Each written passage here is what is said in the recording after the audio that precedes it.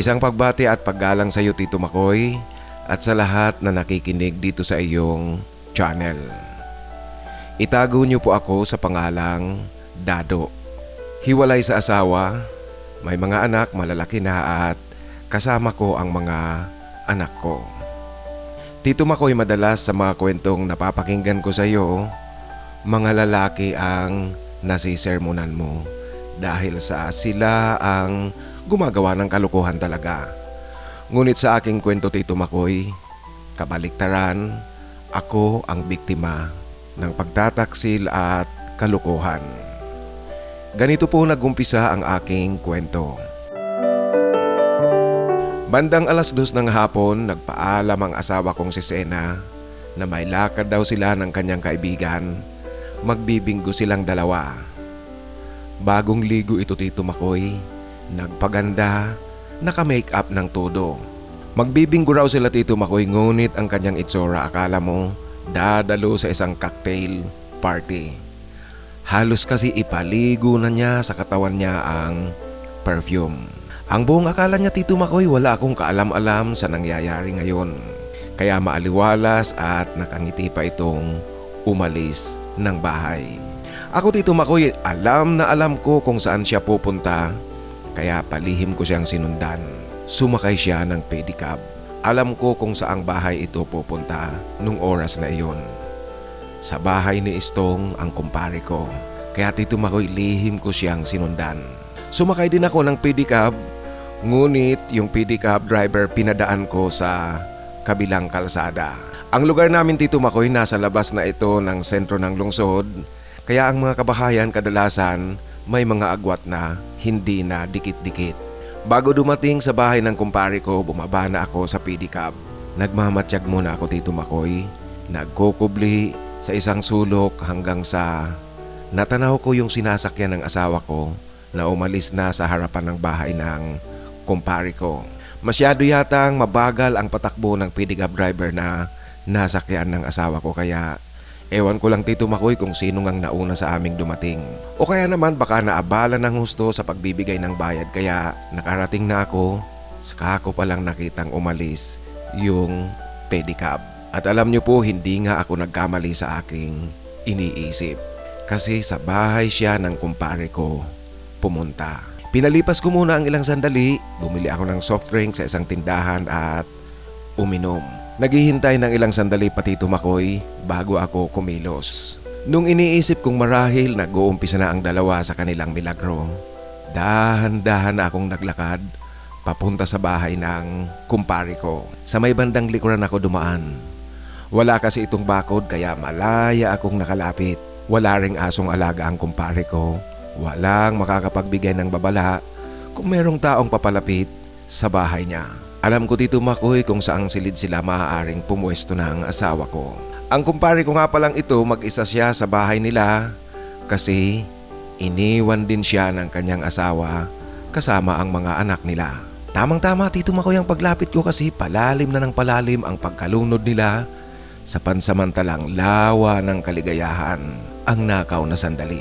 Dinig na dinig ko, Tito Makoy, ang asawa ko nagsasalita. Ang sarap mo talagang magtrabaho. Ang sarap mong umararo. Hindi ko ito natitikman sa asawa ko.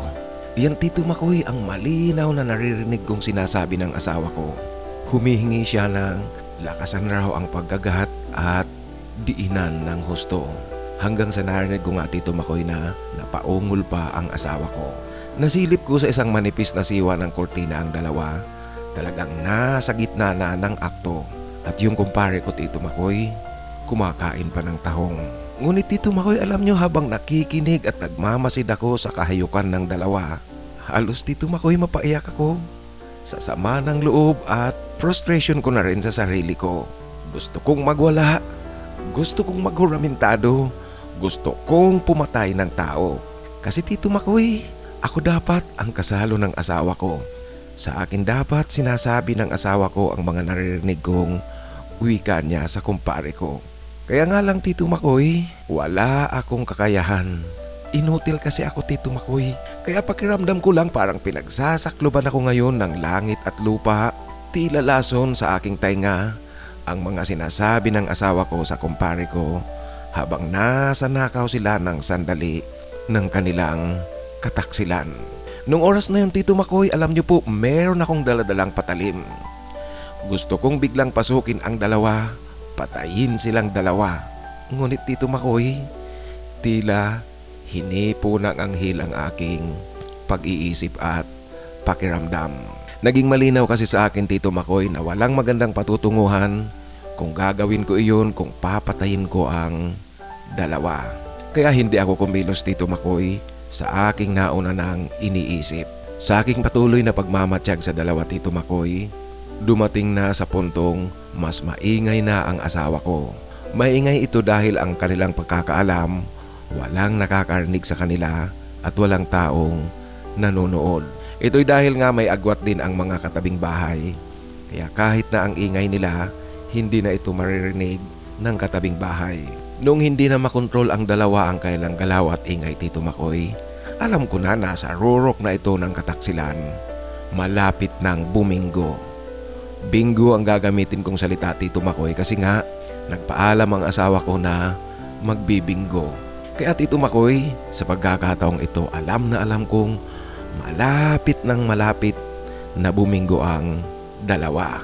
Ito na, Tito Makoy, ang tamang pagkakataon para ganap na hulihin ko ang dalawa. Binukas ko ang camera ng aking cellphone, Tito Makoy. At yung bintana hindi nakasarado, kaya madali kong nahawi ng bigla ang kortina. Ayun, Tito Makoy, kuhang-kuha ko, nagbabayuhan ang dalawa, walang saplot, magkayakap. Nakabidyo sila, Tito Makoy. Ilang saglit ang lumipas bago napansin ng dalawa na mayroong taong nanonood sa labas. Nang makita ako ng asawa ko, Tito Makoy, alam niyo po, napasigaw ito sa takot at pagkabigla. Yung ingay niya kanina, Tito Makoy, ingay ng kanyang kalandian, bigla itong napalitan ng ingay ng pagkatakot. Nagkukumahog ang dalawa, nagkalas ito at nagmamadaling magtakip ng kanilang mga katawan. Habang nagdadamit ang dalawa, Tito Makoy, sapat na ang bidyong nakuha ko. Tinigil ko na ito, nagmamadali akong tumakas. Alam mo na, Tito Makoy, mahirap na sa pagkakataong iyon. Talagang desperado lahat ang mga tao, baka kung mauwi pa sa kung anong bagay. Kaya tumakas na ako, umuwi ako sa bahay namin. Noong gabi alam kong hindi uuwi ang asawa ko. Alam na alam ko yan, Tito Makoy. Siyempre sa sobrang takot niya dahil nga sa nahuli ko sila sa akto.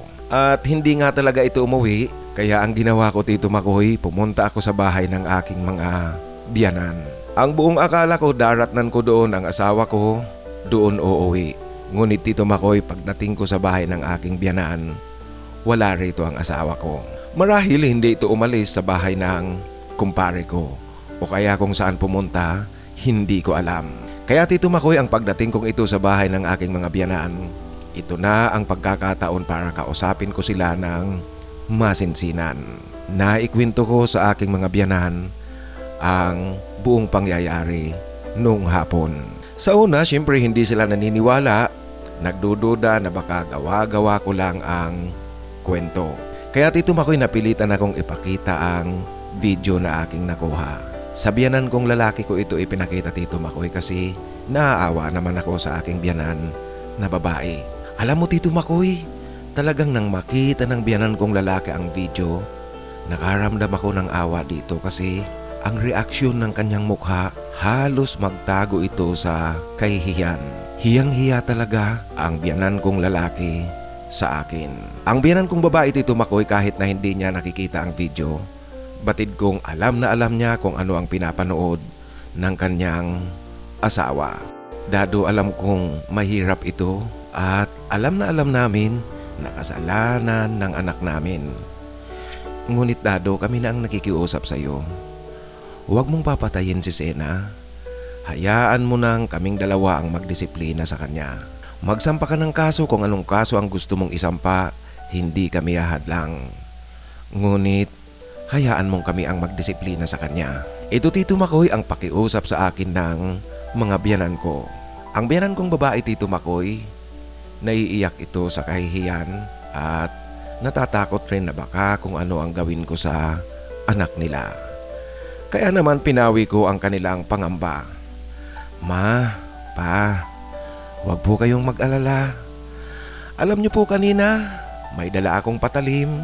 Nasa akin lahat ang pagkakataon kung gusto kong patayin ang dalawa. Nagawa ko na sana yun. Ngunit alam niyo po, inisip ko kung ano ang mangyayari sa akin at sa mga anak namin kung sakaling gagawin ko ang pagpatay sa kanila. Kaya hindi ko ginawa iyon. Pinabayaan ko lang ang dalawa. Kaya wag po kayong mag-alala kasi wala akong masamang plano laban dyan sa anak nyo at sa dalawa. Iyan Tito Makoy ang paniniguro ko sa aking mga biyanan. Tito Makoy, marahil nagtatanong ka kung bakit dumating sa ganito ang aming pagsasama ng asawa ko. Nagtataksil sa akin ang asawa ko. Ganito po kasi ang buong pangyayari. Dinapuan ako Tito Makoy ng karamdaman, nilagnat ako ng mataas na mataas talaga. Na-confine ako sa ospital ng ilang araw.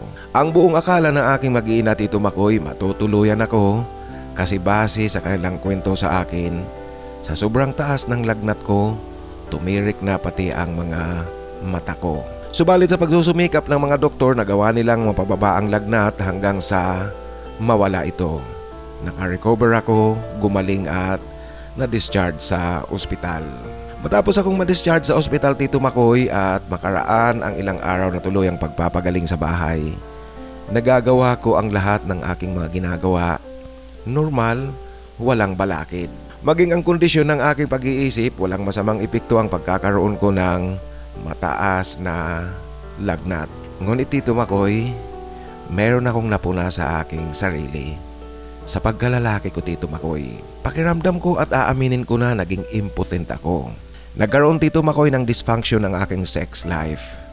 Nagkaroon ako ng erectile dysfunction. Malaki ang epekto nito sa pagmamahalan at pagsasama naming mag-asawa.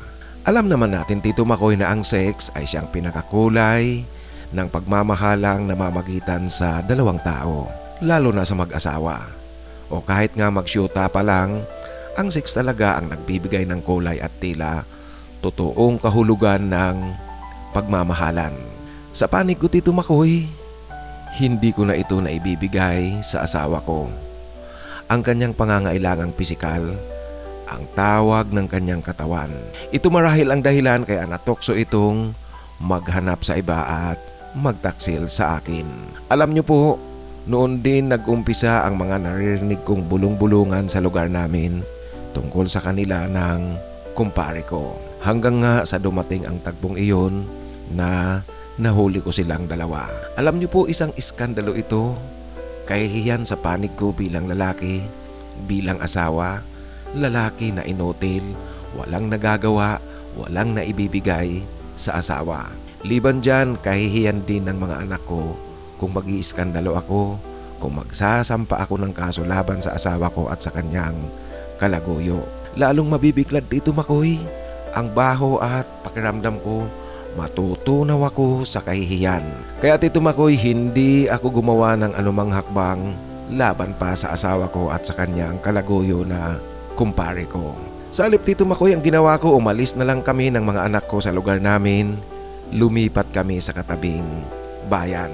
Ito'y upang iiwas ko sa kahihiyan ng aking dalawang anak, lalong-lalo na Tito Makoy na binata at dalaga na rin ang mga anak namin. Sa aming lugar na nilipatan, naging normal ang buhay namin. Ang asawa ko naman, tuluyan na silang nagsama ng kumpare ko hanggang sa nagkaanak pa nga sila. Subalit sa pinakahuling balitang nakarating sa akin, naghiwalay din kasi sinasaktan ng lalaki ang asawa ko. Alam mo Tito Makoy, yan nga talaga ang dahilan kung bakit iniwan siya at nakipaghiwalay sa kanya ang kanyang asawa, dahil sa nananakit ito sa kabila ng wala itong diskarte sa buhay. Alam ko Tito Makoy na talagang init lang ng katawan ang dahilan kung bakit nagkaroon ang dalawa ng ugnayan. Kaya noon pa man, alam na alam ko na walang patutunguhan ang kanilang kataksilan. Sa ngayon, alam niyo po, ang asawa ko nakatira kasama ang kanyang mga magulang.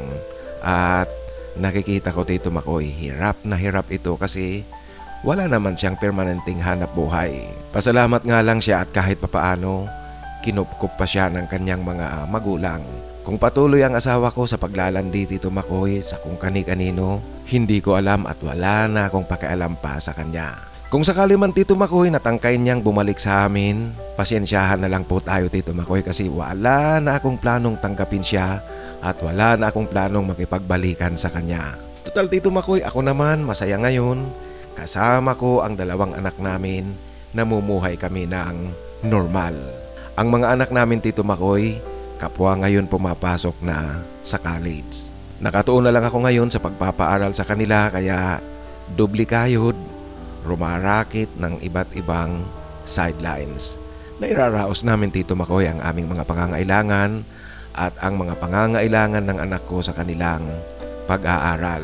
Sa aking sarili naman Tito Makoy, sumasailalim din ako sa erectile dysfunction treatment. Ngunit ang totoo nga niyan, madalas pumapalya ako sa aking mga schedule. May mga pagkakataon kasi Tito Makoy na sumasagi sa isip ko, yung nagtatanong ako kung bakit ko pa ba gagawin ang treatment na ito. Ngayong malalaki na rin naman ang mga anak ko. Saka Tito Makoy, mabigyan man ng lunas ang erectile dysfunction na aking dinaranas ngayon, hindi ko rin alam kung muli ba akong papasok sa relasyon. Ang totoo niyan, malabnaw na sa pananaw ko na gawin ko pa ang pumasok sa panibagong relasyon.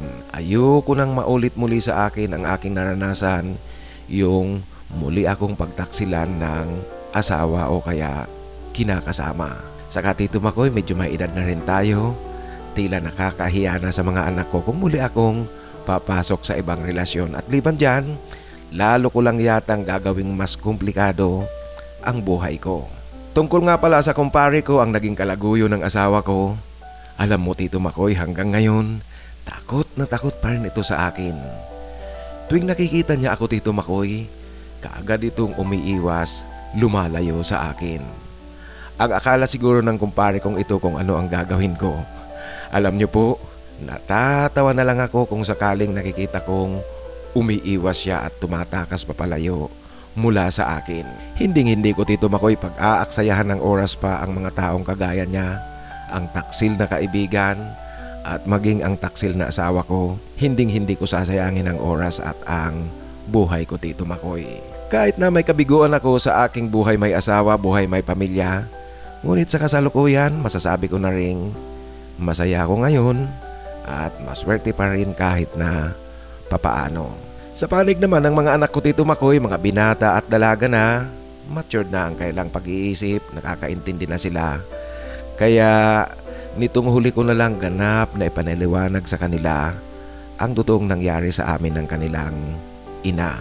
Ayon sa 2 kong anak Tito Makoy, nagpapasalamat sila at proud sila sa akin kasi hindi ako gumawa ng mas malalim na problema.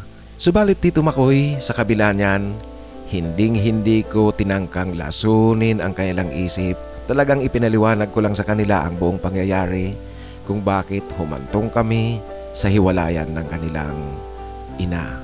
Kung pagdating ng araw Tito Makoy, kanilang patatawarin at muling tatanggapin ang kanilang ina, tutulungan nila ito kukupkupin, hindi ko na yan saklaw Tito Makoy at ibinigay ko talaga sa kanila ang buong kalayaang magdesisyon tungkol sa kanilang ina. At alam mo Tito Makoy, hanggang ngayon kahit na ilang taon na nga ang lumipas, pinagmamasdan ko ang 2 anak ko Tito Makoy, tila hindi pa sila handang bumalik doon sa dati naming lugar. Ayon sa kanila, sigurado raw sila na pag may makakita sa kanila doon sa lugar namin, muling mauungkat ang iskandalong kinasangkutan ng asawa ko. Tungkol sa komunikasyon nila sa aking asawa Tito Makoy, hindi ko lang po alam kung meron silang komunikasyon kung nag-uusap sila ng asawa ko. Basta Tito Makoy, hindi ko naman talaga kasi sila pinagbabawalan na makipag-ugnayan sa kanilang ina.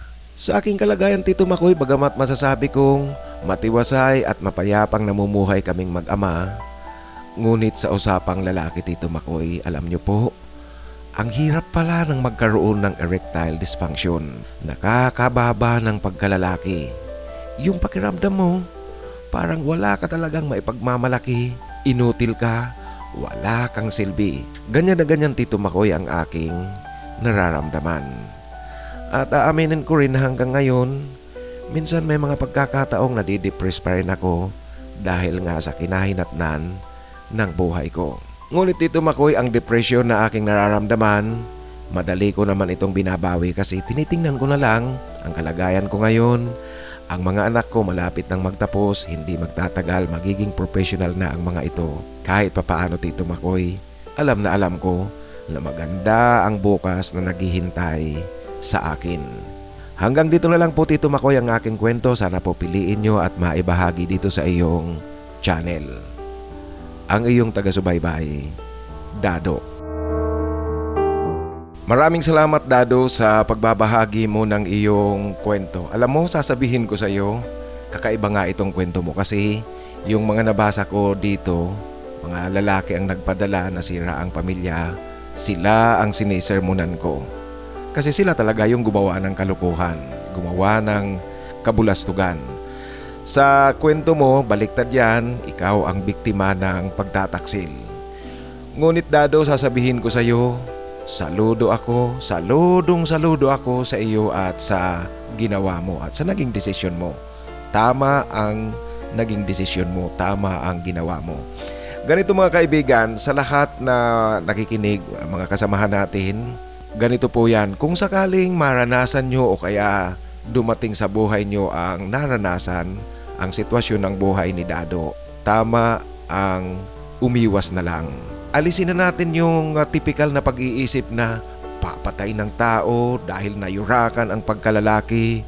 Kailangang itayo ang pagiging lalaki, ang bandila ng isang lalaki. Ang maigi, gayahin nyo ang ginawa ni Dado na sa halip na gumawa ng mas marahas pang bagay na lalong maglulugmok sa problema, umiwas na lang kayo at gawin ang tama. Kagaya ni Dado, arugain ang anak, asikasuhin ang kanilang pag-aaral at darating ang araw, aanihin nyo ang magandang bunga ng inyong tamang ginawa. Alam nyo kasi sa lahat, ito ang gusto kong itanim nyo sa inyong isipan. Kung sakaling pagtaksilan kayo ng asawa nyo, siyempre itatayo ang bandera alang-alang sa pagkalalaki. Maninindigan, papatayin yung nagtaksil. Yan po ay maling direksyon ng pag-iisip. Kasi mapatay mo man yung tao, ang mangyayari sa iyo kahit papaano makukulong ka pa rin o kaya baka ikaw mapatay rin. At yung marka na yun na meron kang ipot sa ulo, hindi yan mawawala. Namatay ka na o kaya mabubulok ka sa bilangguan, yung markang iyan na merong ipot sa ulo, hindi na yan mawawala. Ano naman yan kung kutsain kayo ng mga tao, kung anong sabihin nila, wala yan. Ang mga sinasabi ng tao, ang pangungutya ng tao, hindi yan magbibigay sa inyo ng magandang kinabukasan. Hindi kayo niyan dadalhin sa paraiso. Kaya tama yung ginawa ni Dado. Dado, saludo ako sa ginawa mo. At tama yan, hindi maglalaon, hindi magtatagal. Aanihin mo na ang kagandahan ng iyong ginawang pagsuporta sa mga anak mo. Sa muli Dado, maraming salamat sa pagbabahagi mo ng iyong kwento. Ngayon mga kaibigan, sa ating shoutout, natutuwa ako kasi may ilan tayong mga kasama na for the first time nagpapa-shoutout. Nagsulat sila ng kanilang pagpapa-shoutout sa sinusundang upload nito, yung nang dahil sa Blue Honey. Shoutout muna natin ang ating kasamahan na si Boy Robles. Boy, maraming salamat. At saan ka nga bang lugar, Boy? Ang natatandaan ko sa iyo, Cavite. Tama ba ako o mali? Paki-correct mo ako kung mali. Sa muli, maraming salamat sa tuloy-tuloy na suporta. At ang ating kapatid naman na nasa Mexico City, si Anton Mose. Anton, maraming salamat at ingat palagi dyan. Mexico City. Meron tayong unti-unti na ang ating samahan pumapasok na sa Latin America. Sa muli Anton Mose, maraming salamat at ingat palagi dyan. Ang ating kasamahan naman na nasa Alcobar, Saudi Arabia, nagpapa-shoutout muli si Teodoro Arasola. Teddy, maraming salamat at shoutout sa inyo, sa iyo at sa mga kasamahan mo sa trabaho. Ang ating kapatid na si Florentino Jimenez ng Pangasinan Cabatino. Paki-correct mo ako. Ang alam ko kay Tino, Pangasinan. Florentino Jimenez, maraming salamat sa tuloy-tuloy na pakikinig at ingat palagi dyan. Shout out na rin sa ating mga kasamahan dyan sa Pangasinan. Si Joffer naman ng South Korea, nagpapa-shout out muli. Joffer, maraming salamat at shout out sa iyo at sa mga kasamahan natin na nasa South Korea. For the first time, nagpapa-shoutout ang ating kapatid na si Carlos Bautista. Ang kanyang handle name sa YouTube, Carlos Bautista 5827. Carlos Bautista, maraming salamat at shoutout sa iyo. Ingat palagi. Maraming salamat sa pakikinig. Ganoon din ang ating kapatid na si Milagrito Kadirao. Maraming salamat Milagrito Kadirao sa tuloy-tuloy na pakikinig. At shoutout na rin sa iyo at sa iyong mga kapamilya at kaibigan. Ito po kasamahan natin na nasa Jeddah, Saudi Arabia. For the first time, magpapa-shoutout siya, Carlos Hebres. Ang kanyang handle name sa YouTube ay Carlos Hebres 3982. Ang daming Carlos dito sa shoutout natin ngayon. Ang aking sina-shoutout ngayon, ilan sila? Pangalawa na to si Carlos Hebres ng Jeddah, Saudi Arabia. Maraming salamat Carlos Hebres ng Jeddah, Saudi Arabia. At ingat palagi dyan. Ito nga pa lang si Carlos Hebres. Natatawa raw siya doon sa kwento natin na baka kaming dalawa ang forever. Kasi doon sa sinabi ng letter sender natin, yung salagubang style at tipaklong. Pati nga ako talagang natawa ako doon. Sa muli Carlos Hebres, maraming salamat. At shout out din sa ating kasamahan na nasa Chicago, Illinois. Ito po, Carlos muli ang kanyang pangalan. Si CJ, Carlos Jose ng Chicago, Illinois. Shout out sa iyo CJ. At ito nga pa lang si CJ ang sabi sa akin, hope to see you Tito Makoy sa Pinas. Love your channel. Maraming salamat CJ. Sana nga magkita tayo. Alam mo, maging si Mr. Ed Oy nga, shout out na rin kay Mr. Ed Oy. Noong nagbakasyon siya, actually I was also hoping to see him in person. But so sad that we could not have the chance na magkita kami kasi nung panahon na iyon nasa sunod-sunod yung schedule ko sa labas ng bansa. Sana nga CJ pag nagbakasyon ka, magkataon na hindi ako gaanong busy, hindi gaanong marami ang schedule ko ng travel sa labas ng Pinas.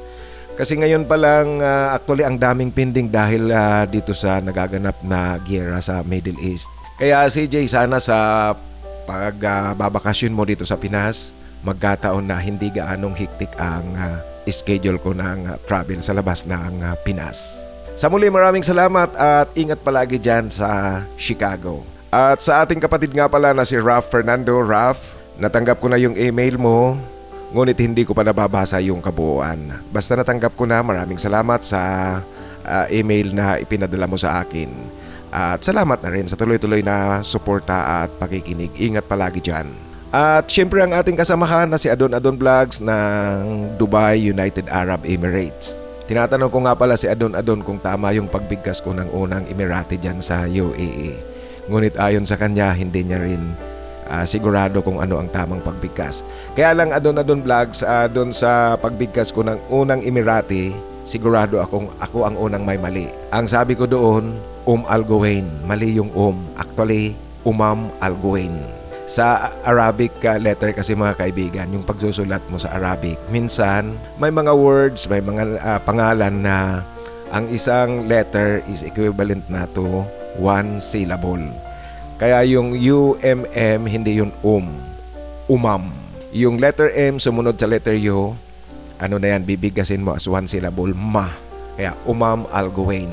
Ganyan ang kagandahan ng Arabic letters.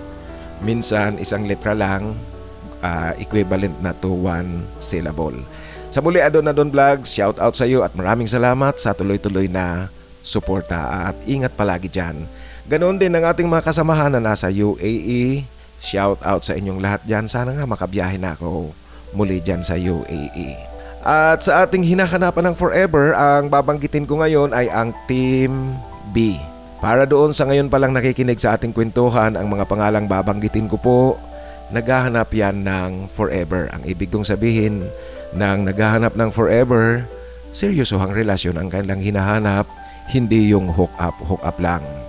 Naghahanap ng forever si Alfred TV 888, John M7V, John Inglaterra, Alvin Santiago, Rodney Kerubin, JP Chulipa, si Filmer Borromeo, naghahanap rin, Felipe Gorospe at si Josel Tabuena. At ganoon din ang ating kapatid na si Robert Merapuente. Kung naghahanap po kayo ng forever, pwede nyo po silang kontakin kasi naghahanap sila ng forever. At doon sa mga nais na magpa-shoutout sa muli po, isulat sa pinakahuling upload upang siguradong mabasa ko kaagad yan. Ma-shoutout ko kayo sa sunod na upload. At sa mga nais namang magbahagi ng kanilang kwento, ipadala lang po sa aking email titomarcos@yahoo.com. Sa inyo pong lahat, maraming salamat sa tuloy-tuloy na sinasamahan nyo ako dito sa ating kwentuhan. Mabuhay po kayo, ingat palagi at sumainyo sana ang biyaya galing sa itaas.